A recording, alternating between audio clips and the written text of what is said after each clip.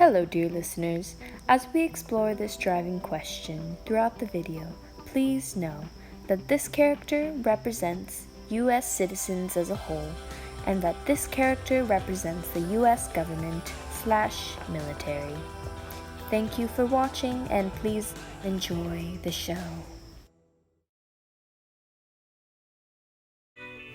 Before the Vietnam War, US citizens trusted their government, even when they made mistakes. But then everything changed. Gulf of Tonkin. The US military fired 3 warning shots. The North Vietnamese took it as an aggressive move, fired back, and were hit by US forces. But things were just getting started.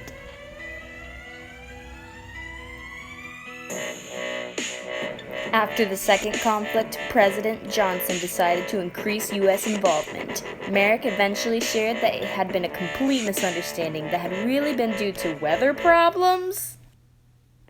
Johnson didn't care. He couldn't afford to tarnish his rep by backing down. Thus, he continued involvement even though he knew they were going to lose. This started what was going to be a series of deceit that lost the people's trust. The US dropped 7.5 million tons of bombs over Indochina, more than 3 times the amount dropped during all of World War II. The government tried to keep it a secret, but television brought atrocities such as the My Lai massacre right into people's living rooms. Rape, mutilations, burning of houses, and killing. All done to unarmed Vietnamese citizens on behalf of the US military. People were outraged. The government had been lying by making it seem like they were close to winning the war, but then the North Vietnamese launched the Tet Offensive. The US military repelled the attack, but the damage had already been done. The Tet Offensive showed US citizens that the war was nowhere near close, and that the dark reality of the news did not match what the White House was saying. Trust continued to be lost. In 1971, the New York Times helped leak government information, the Pentagon Papers.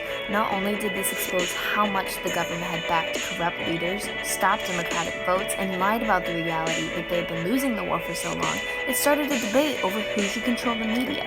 Government intelligences argued that they had a right to keep secrets for the sake of the country's safety, but the Supreme Court ruled in favor of the press and established that all editors have the right to investigate government secrecy and publish media.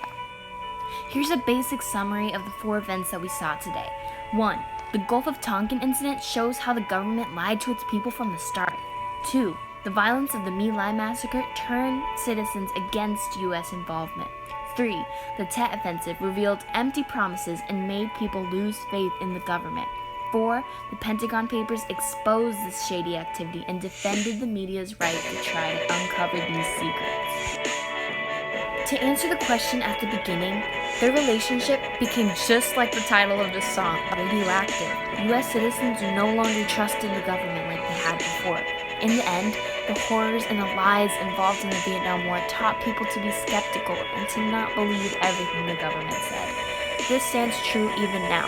As a society, we must stay vigilant, do our research, and stand against injustice, even when the government denies that it exists.